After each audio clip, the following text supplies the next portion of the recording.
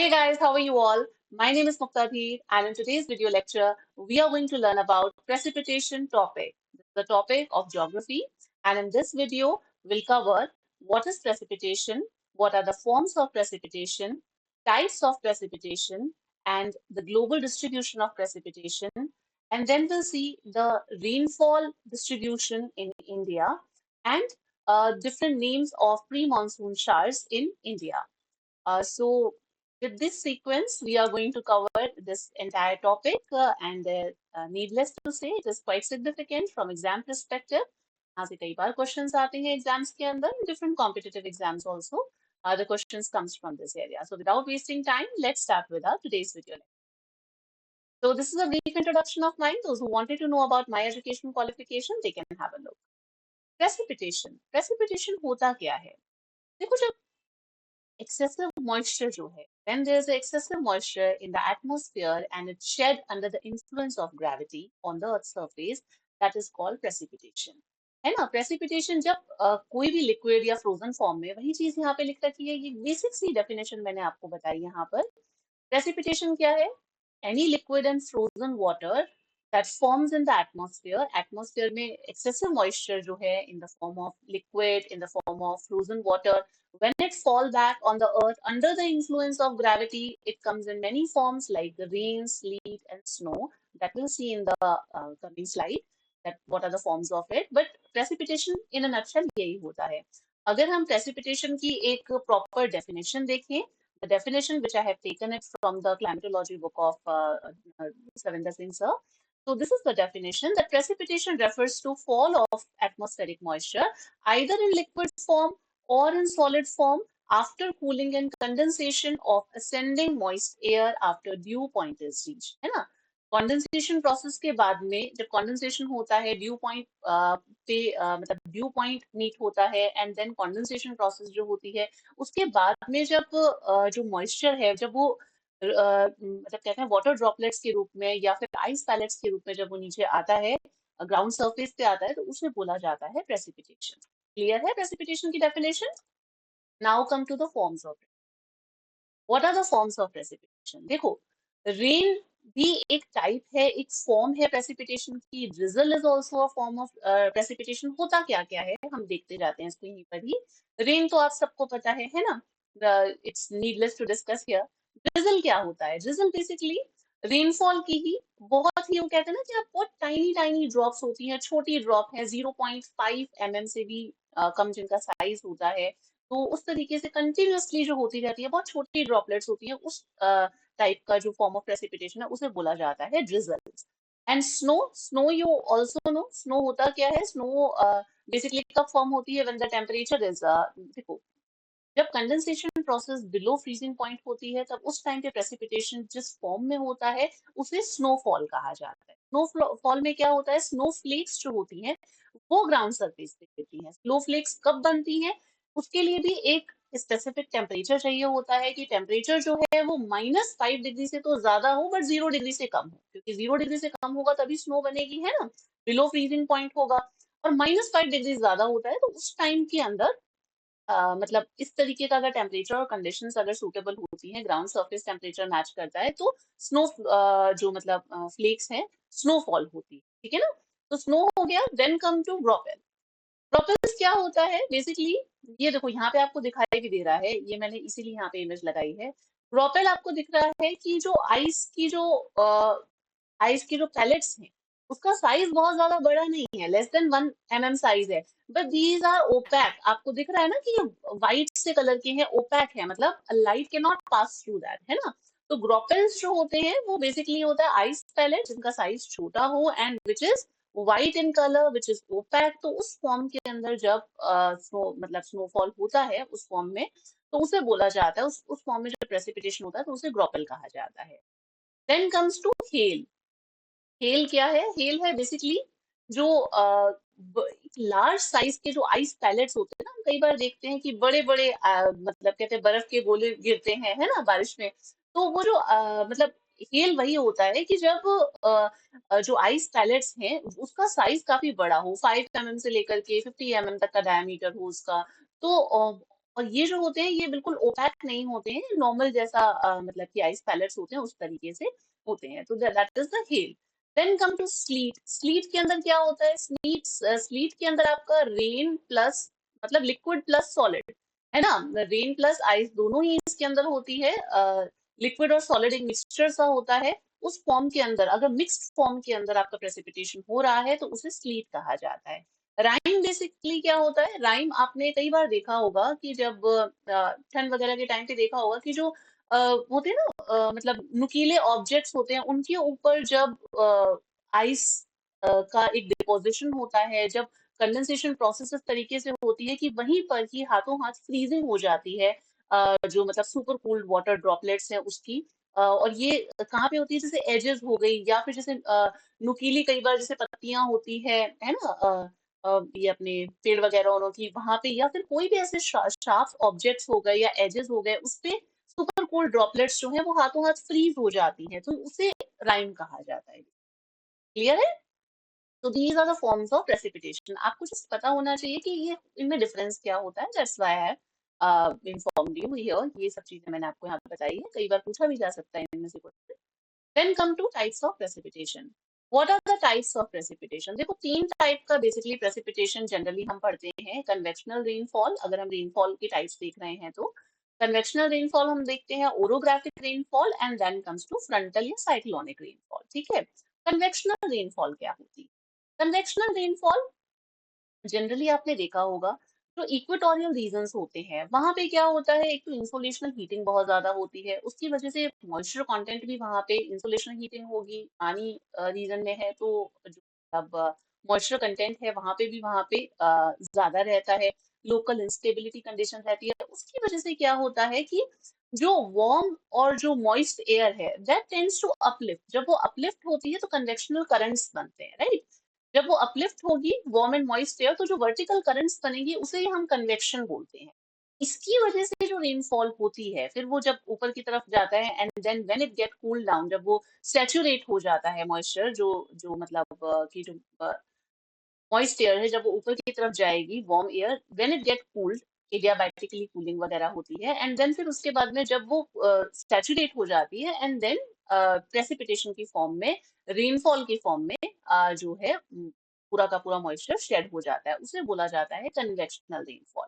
वही यहाँ पे लिखा हुआ है, ये देखो यहाँ पे सबसे पहले हम इसको डायग्राम के थ्रू देखते हैं। ये मैंने बुक से ही लिया है, क्लाइमेटोलॉजी बुक से ही लिया है, सविंदर की।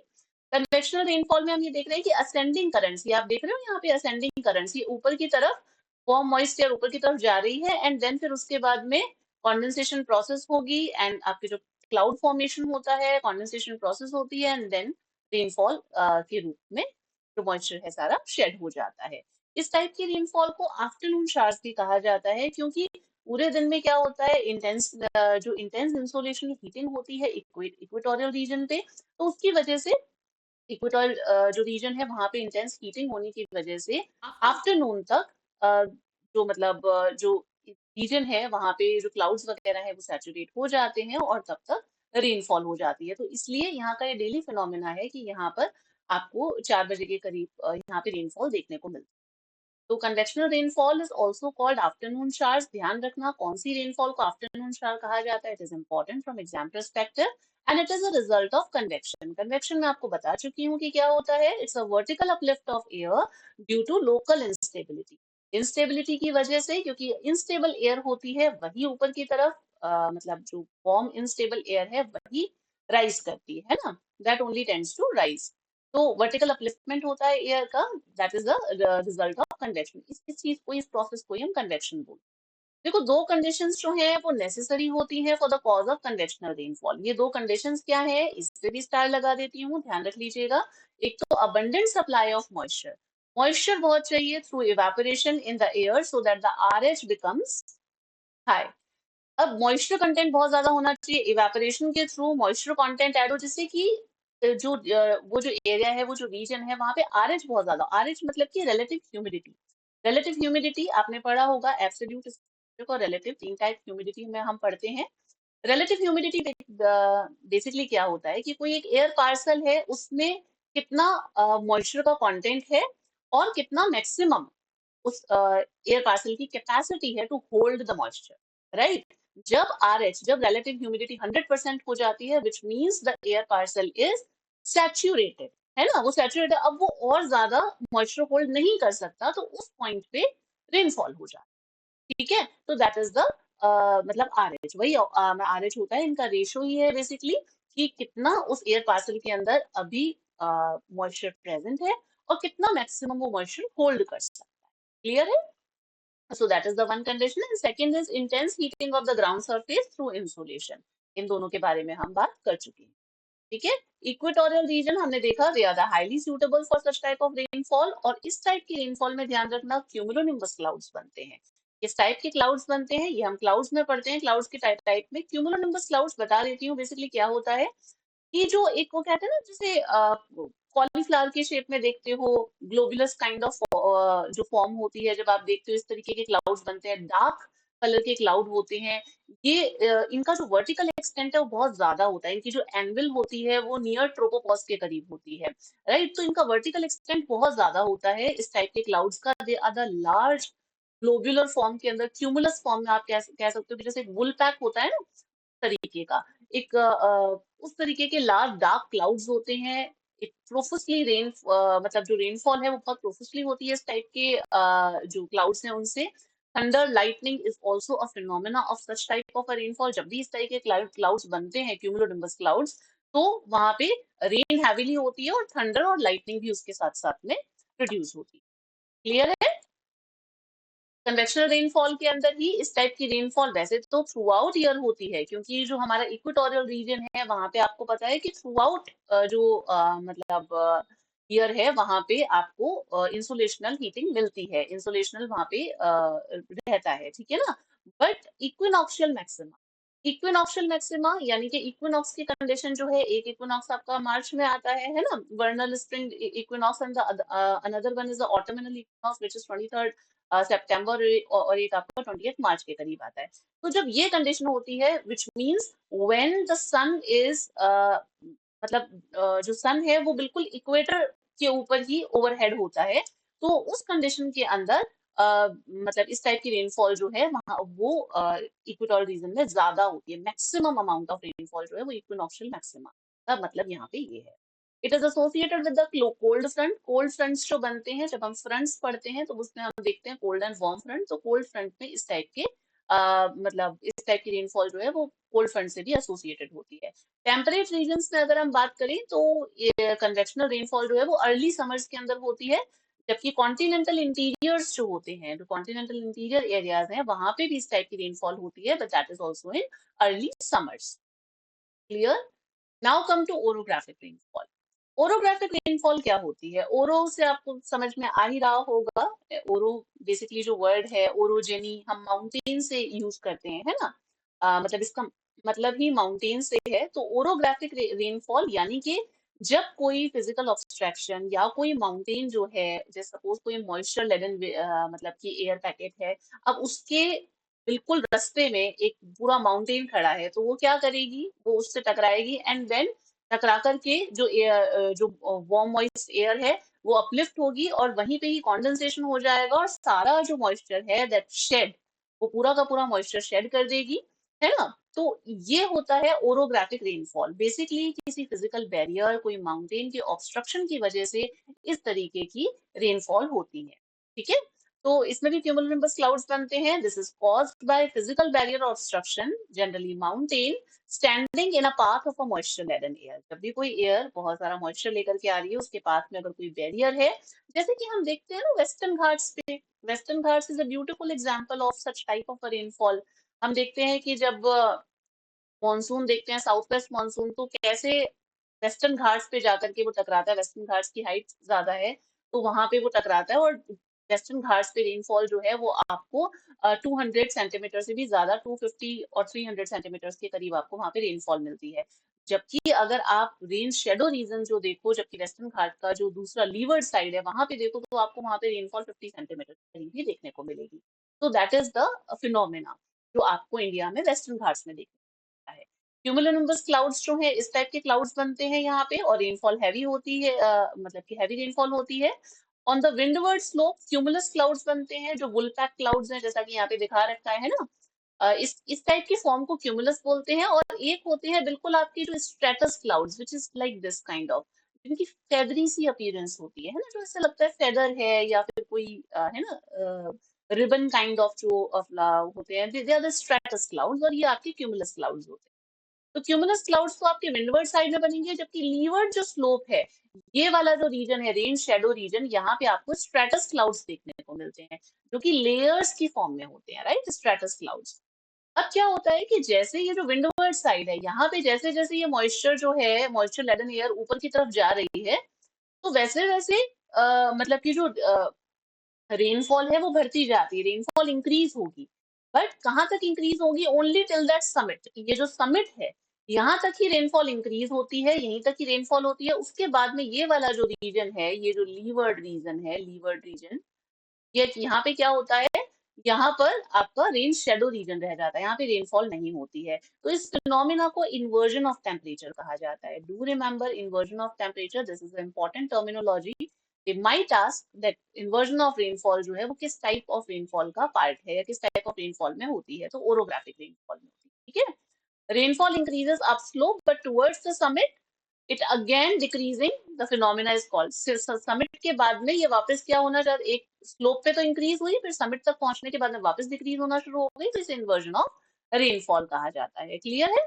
अब देखो, ओरोग्राफिक रेनफॉल, ओरोग्राफिक रेनफॉल के अंदर ही हम और चीजें देख रहे थे कि जो लीवर्ड साइड है माउंटेन की, वहां पे रेन शेडो रीजन होता है, that is affect by the, क्योंकि जो मॉइस्चर लेडन एयर थी, जब तक वो ऊपर पहुंचती है, फिर उसके बाद में ये बिल्कुल ठंडी हो चुकी होती है। तो अब ये कोल्ड और ड्राई जो मतलब एयर है, वो क्या करेगी, वो सिंक करेगी। तो वो कोल्ड एंड ड्राई एयर जो है वो यहाँ पे सिंक कर जाती है। This type of rainfall may occur in any season, क्योंकि किसी भी सीजन के अंदर, हम तो जनरली मानसून सीजन के अंदर इंडिया में देखते हैं, वेस्टर्न घाट पे जो एक्सपीरियंस करते हैं, बट ये किसी भी सीजन के अंदर हो सकती है, राइट। कोई भी एयर पार्सल जो है वो अगर माउंटेन से टकराता है, air parcel means air mass, the big one, right. So when it hit a mountain barrier, तो वहां पे रेनफॉल हो जाएगी। एग्जाम्पल्स यहाँ पे इसके दे रखे हैं, जैसे कि मुंबई है, which is on the windward side, so receive 250 centimetre rainfall, while the Pune receives only 50 centimeter of rainfall. Mangalore receives 200 centimeter, Bangalore receives lesser one. तो ये कुछ इसके एग्जाम्पल्स हैं। Now come to frontal and cyclonic rainfall. Frontal और cyclonic rainfalls कैसे मतलब की होती है, कब होती है? जब दो कॉन्ट्रास्टिंग फिजिकल प्रॉपर्टीज के जो एयर मासेस हैं, एयर मासेस है ना, अब जैसे सपोज ट्रॉपिकल रीजन है, ट्रॉपिकल रीजन का जो एयर मास है वो क्या होगा? वार्म होगा, मॉइस्ट होगा, है ना। When this warm air mass get collided with the temperate region, कोई temperate region जो मतलब पोलर एरिया जो है या टेम्परेट रीजन है, वहां से कोई कोल्ड एयर मास आ रहा है, उससे जब ये कोलाइड होता है, तो क्योंकि इन दोनों की प्रॉपर्टीज जो है वो मतलब डिफरेंट है, दोनों की बिल्कुल डिफरेंट फिजिकल प्रॉपर्टीज है, एक वार्म है और एक कोल्ड है। तो इन दोनों के बीच का जो रीजन है, दैट इज कॉल्ड फ्रंट। तो वहां पे फ्रंट बनता है, एकदम से मिक्सिंग नहीं होती है, धीरे धीरे मिक्सिंग होती है।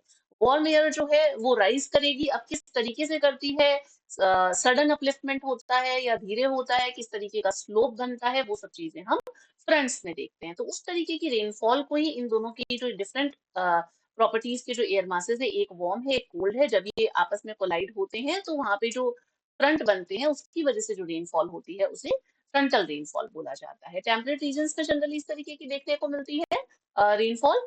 It is caused by the warm and moist air mass moving upward over the colder and heavier air.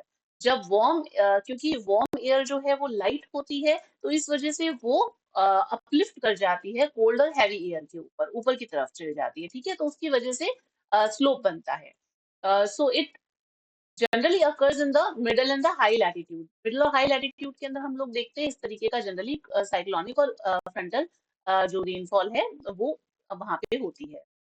क्योंकि हम जब पोलर फ्रंट थ्योरी वगैरह देखते हैं तब उसमें सब चीजें पढ़ते हैं कि किस तरीके से ट्रॉपिकल जो एयर मासेस हैं, when it gate collided with the polar air masses, क्योंकि एक वेस्टर्ली से एक ईस्टर्ली से आ रहे होते हैं, एंड देन फिर जब वो कोलाइड होते हैं तो कैसे उनके बीच में फ्रंट बनता है और कोल्ड एंड जो वार्म फ्रंट बनते हैं। टेम्परेट लैटिट्यूड्स में जैसे वार्म एयर मासेस है और कोल्ड एयर मासेस कन्वर्ज करते हैं, क्योंकि फिजिकल कॉन्ट्रास्ट होता है, जिसके बारे में हम बात कर चुके हैं। वार्म एयर जो है दैट फोर्स टू अपलिफ्ट, और फिर कंडेंसेशन प्रोसेस होती है, बहुत सारे ग्रेट हॉरिजॉन्टल क्लाउड्स बनते हैं। जैसे कि अगर हम वार्म फ्रंट की बात करें तो वार्म फ्रंट में it's like this, right. Slope जो है वो बहुत ही जेंटल होता है इसका, और यहाँ पे जो क्लाउड्स बनते हैं दे आर लाइक, उनका जो एक्सटेंशन है वो काफी ज्यादा होता है, काफी वाइड एरिया पे मतलब क्लाउड्स बनते हैं। उनका मतलब हॉरिजॉन्टल एक्सटेंशन जो होता है निम्बस स्ट्रैटस क्लाउड्स का, these are the nimbus stratus clouds, इनका हॉरिजॉन्टल एक्सटेंशन बहुत ज्यादा होता है, तो काफी बड़े एरिया में काफी लंबे समय तक रेनफॉल होती रहती है, ठीक है। तो great horizontal clouds, nimbus stratus covering the large area can be formed, and then rainfall and that it rains heavily for a long period of time. Cold front type के अंदर रेनफॉल जो होती है उसमें क्या होता है, जो स्लोप है वो थोड़ा स्टीप बनता है, और उसकी वजह से क्यूमुलोनिम्बस क्लाउड्स बनते हैं, और थंडर और लाइटनिंग भी होती है, और रेनफॉल हैवीली होती है। वही ये चीज यहाँ पे लिख रखी है कि cold front type of rainfall के अंदर क्यूमुलोनिम्बस क्लाउड फॉर्म होते हैं, और कोल्ड फ्रंट में स्टीप स्लोप होता है। क्लियर है? Now come to next, global distribution of precipitation. इसके हम देखो इक्वेटोरियल रीजन जो है, इक्वेटोरियल रीजन में हाईएस्ट मीन एनुअल रेनफॉल होती है। Do remember, highest mean annual rainfall equatorial region पे होती है, और जो कि मोर और लेस इवनली डिस्ट्रीब्यूटेड होती है थ्रू आउट द ईयर। यहाँ पे आपको थ्रू आउट ईयर, क्योंकि हमने देखा आफ्टरनून शायद ऑलमोस्ट हर दोपहर में यहाँ पे रेनफॉल हो जाती है। जबकि अगर हम बात करें ट्रॉपिकल और सब ट्रॉपिकल हॉट डेजर्ट्स की, तो इस रीजन में लोएस्ट मीन एनुअल रेनफॉल होती है। हाईएस्ट और लोएस्ट मीन एनुअल रेनफॉल कौन से रीजन्स की होती है आपको पता होना चाहिए, एग्जाम पॉइंट ऑफ व्यू से इंपॉर्टेंट है। अगर हम पूरे ग्लोब की मीन एनुअल रेनफॉल पूरे ग्लोब की देखें, तो that is 970 mm, do remember this also. Mediterranean reason आपको पता है, मेडिटेरेनियन रीजन जो मेडिटेरेनियन सी के सराउंडिंग है, और उसके अलावा भी कई जगहों पे इस टाइप का क्लाइमेट पाया जाता है। तो मेडिटेरेनियन रीजन में जो रेनफॉल है वो रिसीव होती है through westerlies in the winter season, जबकि जो समर्स हैं, क्योंकि ये प्रेशर बेल्ट की शिफ्टिंग की वजह से होती है। प्रेशर बेल्ट को हम अगले वीडियो में कवर करेंगे अच्छी तरीके से, तब वहां पे मैं ये आपको पूरी तरीके से एक्सप्लेन करूंगी कि किस तरीके से ये क्लाइमेट्स बनते हैं, राइट। तो अभी यहाँ पे ये चीज ध्यान रख लीजिए कि मेडिटेरेनियन रीजन में जो रेनफॉल होती है वेस्टर्लीज की वजह से होती है, विंटर सीजन में रेनफॉल होती है, ठीक है ना, मेडिटेरेनियन रीजन में, और जबकि समर्स जो है वो वहां पे ड्राई रहती है। Now come to rainfall distribution in India. India के अंदर आपको एवरेज एनुअल रेनफॉल इंडिया की पता होनी चाहिए, 118 सेंटीमीटर। ये मैंने डियर कलर सर की बुक से कवर किया है, आप भी चाहें तो ये वहां से कवर कर सकते हैं। मैंने इनफैक्ट वीडियो के एंड में रेफरेंस भी दे दिया है जिन बुक से मैंने आपको ये टॉपिक कवर करके पढ़ाया है। एवरेज एनुअल रेनफॉल इंडिया की जो है विच इज 118 सेंटीमीटर। अब कुछ एरियाज हैं इंडिया के अंदर जहाँ पे बहुत ज्यादा रेनफॉल होती है। There are areas which receive very high rainfall, areas which receive high rainfall, low rainfall, और very low rainfall, right. Areas which receive high rainfall which means जहाँ पे रेनफॉल 200 सेंटीमीटर से भी ज्यादा होती है, तो कौन से रीजन के अंदर होगा? एक तो हमने देख लिया वेस्टर्न घाट्स में होता है, और दूसरा नॉर्थ ईस्ट, है ना। ये देखो, areas of very high rainfall यानी कि मोर देन 200 सेंटीमीटर रेनफॉल यहाँ पे होती है। जो वेस्ट कोस्ट है, वेस्टर्न घाट वाला रीजन है, वहां पर जो वेस्ट कोस्ट है वहां पर होता है। और इनफैक्ट जो नॉर्थ ईस्ट रीजन है उसके अलावा कुछ पार्ट जो है वेस्ट बंगाल का, नॉर्दर्न जो पार्ट है वहां पर आपको वेस्ट बंगाल में ये देखने को मिलती है very high rainfall. When we talk about the areas of high rainfall, which means the rainfall will remain between 100 to 200 centimeter। अब ये कौन सा रीजन हो गया? ईस्टर्न स्लोप्स हो गए वेस्टर्न घाट्स के, राइट। वेस्टर्न घाट का eastern slope, not western slope. Western slope तो आ जाएगा वेरी हाई रेनफॉल के अंदर, तो ईस्टर्न स्लोप। उसके अलावा नॉर्दर्न प्लेन्स, जो अपना गेंजेटिक प्लेन्स है, वहां पे भी आपको हाई रेनफॉल देखने को मिलती है। क्यों? क्योंकि वहां पे भी देखो माउंटेन बैरियर है ना, हिमालय खड़ा है, तो जो माउंटेन बैरियर है उसकी वजह से वहां पे भी रेनफॉल अच्छी होती है। और क्योंकि ऑब्स्ट्रक्शन है, उड़ीसा हो गया, उसके अलावा एमपी, तेलंगाना, ये अपना आंध्र प्रदेश और तमिलनाडु, यहाँ पे भी आपको हैवी रेनफॉल देखने को मिलती है। तमिलनाडु में रेनफॉल जो है वो जनरली मोस्टली आपको रेनफॉल रिट्रीटिंग मानसून की वजह से जो हमारा इंडिया में विंटर्स का टाइम है वहां पे आपको देखने को मिलती है। एरियाज ऑफ लो रेनफॉल का मतलब है 50 टू 100 सेंटीमीटर। ये जो रेनफॉल है ये आपको जनरली कौन से रीजन में देखने को मिलती है? गुजरात का जो लार्जर पार्ट है वहां पर, उसके अलावा महाराष्ट्र, मैंने यहाँ पे सिर्फ एब्रीवेशन लिखा है, आप समझ जाइएगा, महाराष्ट्र, वेस्टर्न एमपी का पार्ट हो गया, Andhra Pradesh, Telangana, Karnataka, eastern Rajasthan, Punjab, Haryana and parts of UP. यहाँ पे आपको लो रेनफॉल 50 टू 100 सेंटीमीटर तक रेनफॉल देखने को मिलती है। Areas of very low rainfall वाले रीजन के अंदर वेस्टर्न राजस्थान आ जाता है, कच्छ आ जाता है और लद्दाख आ जाता है। ठीक है। Maximum rainfall variability, this is very important, do remember exam point of view से आपसे रेनफॉल वेरिएबिलिटी को लेकर के एक क्वेश्चन इनफैक्ट सेकंड ग्रेड में पूछा गया था, 2016 में था या कब था, बट एक क्वेश्चन पूछा गया था रेनफॉल वेरिएबिलिटी को लेकर। मैक्सिमम रेनफॉल वेरिएबिलिटी कौन से रीजन में मिलती है? तो जो वेस्टर्न पार्ट है राजस्थान का और गुजरात का, वहां पे आपको मैक्सिमम रेनफॉल वेरिएबिलिटी देखने को, मिनिमम कहाँ देखने को मिलेगी? मिनिमम जहाँ पे रेनफॉल बहुत ही सर्टेन है कि यहाँ तो होगी ही होगी, जैसे कि वेस्टर्न कोस्ट हो गया आपका, वेस्टर्न घाट्स वाला रीजन हो गया, नॉर्थ ईस्ट रीजन हो गया, जहाँ पे रेनफॉल बहुत ज्यादा होती है ना। तो रेनफॉल जहाँ पे बहुत ज्यादा होती है, रेगुलर होती है, वहां पे वेरिएबिलिटी कम होगी। जहाँ पे कम होती है, स्पोरेडिक रूप में होती है, तो वहां पे क्या है, वेरिएबिलिटी ज्यादा होगी। ये देखो उसी बुक से मैंने खुल्लर सर की बुक से ही, इंडियन ज्योग्राफी, इंडिया ज्योग्राफी की जो बुक आती है उसी से ये पूरा रेनफॉल डिस्ट्रीब्यूशन ऑफ इंडिया का मैप लिया है। इसमें क्लियरली बता रखा है 20 सेंटीमीटर रेनफॉल, ये वाला जो रीजन है ये आपका बिल्कुल वेस्टर्न जो राजस्थान आ जाता है, 20 सेंटीमीटर रेनफॉल की आईसो हाइट बनाई हुई है यहाँ पे ये, यानी कि इससे इधर की जो रेनफॉल है वो 20 सेंटीमीटर से कम है। Then come to this 40 centimetre iso height, and then come to this 60 centimetre iso height, यानी कि इस वाले रीजन के अंदर रेनफॉल जो है 40 to 60 सेंटीमीटर पड़ती है। Then comes to 60 to this 100 centimetre rainfall, 100 centimetre rainfall की जो आइसो हाइट है which actually divides the India into two parts almost, है ना, वेस्टर्न और ईस्टर्न पार्ट्स में डिवाइड कर रही है। This is the 100 centimetre iso height. Iso height क्या होती है? The lines joining the equal amount of a rainfall, उसे आइसो हाइट, है ना, समवर्षीय रेखाएं अगर हो गया। तो यहाँ पे ये सारा बता रखा है कि किस तरीके से 0 to 20 तक हो गया ये आपके सेंटीमीटर रेनफॉल, और जहाँ पे जो एरिया जहाँ पे बहुत ज्यादा रेनफॉल देखने को मिलती है ओवर 400 सेंटीमीटर, वो आपका ये वाला मेघालय वाला रीजन हो गया, 400 सेंटीमीटर यहाँ देखने को मिल गई। इसके अलावा ये वाला रीजन हो गया वेस्टर्न घाट का, दिस रीजन हो गया आपका केरला के जो अडजॉइनिंग रीजन, केरला का जो रीजन हो गया बिल्कुल वेस्टर्न मोस्ट पार्ट, वहाँ पे वेस्टर्न घाट्स में आपको रेनफॉल 300 to 400 सेंटीमीटर इस तरीके। क्लियर है? Now come to pre monsoon showers in India. ये बहुत इंपॉर्टेंट है, यहाँ से बहुत एग्जाम्स के अंदर क्वेश्चन आता है, सेकंड ग्रेड के तो आरपीएससी के एग्जाम में पूछा हुआ ही है, उसके अलावा भी बहुत सारे एग्जाम्स के अंदर यहाँ से क्वेश्चंस जो है फर्स्ट ग्रेड के अंदर भी पूछे जाते हैं, और इनफैक्ट यहाँ पे आरएस से भी क्वेश्चन आता है प्री मानसून शावर्स को लेकर के, तो यूपीएससी में भी क्वेश्चन पूछा जाता है। तो इट्स वेरी कॉमन टॉपिक, बहुत बहुत इंपॉर्टेंट है, अच्छे से कर लेना।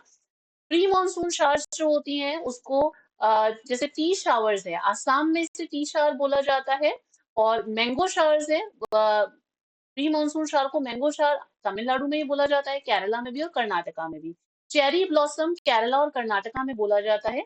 नॉर्वेस्टर, राइट, नॉर्वेस्टर जो है वो वेस्ट बंगाल, झारखंड, उड़ीसा और आसाम में बोला जाता है। बारदोली चेरा करके क्वेश्चन आया है एग्जाम के अंदर, सेकंड ग्रेड के एग्जाम में पूछा गया, आरपीएस सेकंड ग्रेड में, बारदोली चेरा जो है वो आसाम जो है उसके अंदर प्री मानसून शावर को बारदोली चेरा बोला जाता है। Kal Baisakhi is very important, Bardoli Chheerha, Kal Baisakhi, cherry blossom, ये पूछा जाता है, ये सारे इंपॉर्टेंट है, देखो कोई ऐसा वाली बात नहीं, नॉर्वेस्टर भी बहुत बार पूछा गया है। काल बैसाखी, तो काल बैसाखी को लेकर के हमें वेस्ट बंगाल तो याद रहता है, बट वेस्ट बंगाल के अलावा और भी उसका जो एडजॉइनिंग एरिया है, जैसे बिहार हो गया, झारखंड हो गया, उड़ीसा, वेस्ट बंगाल, आसाम, त्रिपुरा, इन सब जगह पर जो ये प्री मानसून शावर्स वगैरह होती हैं उसको ये काल बैसाखी बोला जाता है। बेसिकली साइक्लोनिक फॉर्म्स जो हैं उसके रूप में ये रेनफॉल्स जो है वो अकर होती है, प्री मानसून जो साइक्लोन्स काइंड ऑफ रेनफॉल आती है। So this is all about the video. This is all about the precipitation topic. I hope you have learned something from this video. And if you like it, अगर आपको पसंद आया video तो, अगर और आपने चैनल को अभी तक सब्सक्राइब नहीं किया है, then please do subscribe the channel now. And please do share this video with your friends, whosoever is preparing for the competitive exam and you feel that this topic is important for them to learn. तो please आप इसे maximum share कीजिएगा, इस video को like कीजिएगा, and do subscribe the channel if you haven't subscribe it yet. अब ये कुछ प्लेटफॉर्म्स हैं जहाँ पे आप चाहें तो मुझे फॉलो कर सकते हैं, मुझसे जुड़ सकते हैं। इसकी जो पीडीएफ है वो मैं टेलीग्राम पे प्रोवाइड कराती हूँ, अगर आप अभी तक मेरे टेलीग्राम चैनल से नहीं जुड़े हैं तो यहाँ पे मैंने इसका ग्रुप इनवाइट लिंक भी दे रखा है, वो टेलीग्राम चैनल का लिंक भी है, आप ऐड कर सकते हैं, यहाँ से जुड़ सकते हैं। उसके अलावा अगर आप चाहें तो मुझसे इंस्टाग्राम मुक्ता_धीर है, और फेसबुक का ये जो पेज है यहाँ पे भी आप मुझसे जुड़ सकते हैं। जो भी कोई इंपॉर्टेंट इन्फॉर्मेशन होती है, अगर कहीं कभी वीडियो मैं काफी टाइम से अगर फ्रीक्वेंट नहीं डाल पा रही हूँ, या फिर कोई भी इंफॉर्मेशन है, कोई एग्जाम से रिलेटेड या कुछ भी, that I will provide on these. ठीक है जी, मिलते हैं फिर अगले वीडियो में। Till then stay connected, bye bye.